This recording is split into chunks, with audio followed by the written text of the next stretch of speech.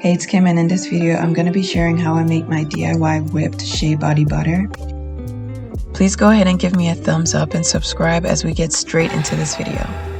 I chose to go with Now Organic Shea Butter, but honestly I'm not really picky when it comes to shea butter brand, as long as it's 100% pure. This one, however, is a bit gritty to use as is, and it leaves tiny little beads of shea butter on your skin. But melting it down to whip is a great solution to get rid of those gritty textures. I start by adding in half a cup of shea butter to a bowl that could withstand heat, and then I poured in 1 tablespoon of unrefined virgin coconut oil. I love the shine it adds to the whipped shea butter. Castor oil is always at the top of my list when it comes to oils. This one was locally made in Jamaica, perfect for moisturizing on its own, as much as I want to say jojoba. Jojoba oil is one of my new go-to oils. I love the way it feels on my skin and my hair. I know it looks like a lot of oils in this right now, but honestly I went pretty easy with them this time.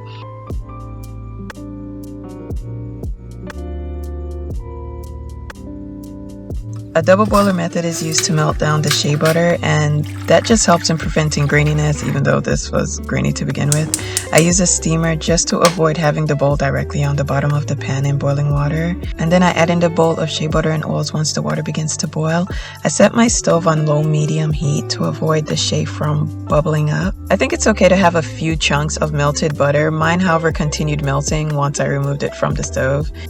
Pop it in the freezer for about 5 minutes to cool down, and it should look like this. I find this to be a perfect time to add in my choice of essential oils, and that's completely optional. Jasmine smells so good, so that's what I'm using right here. So this is pretty much what takes up most of the time when it comes to making whipped shea butter, because you'll be whipping for a good 15 to 20 minutes until it's nice and creamy.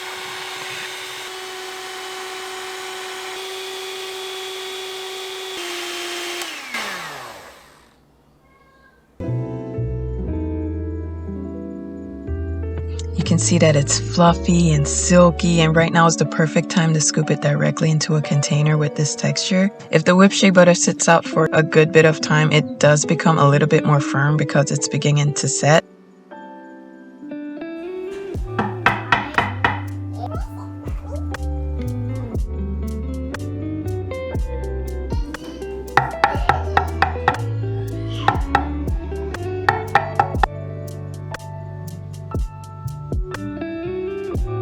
So this is what it looks like directly after it's whipped. It's nice and creamy.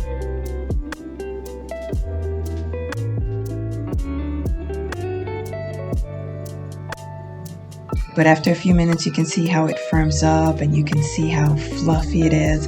So I would definitely recommend adding it to the jar right away because it does become a little bit more firm.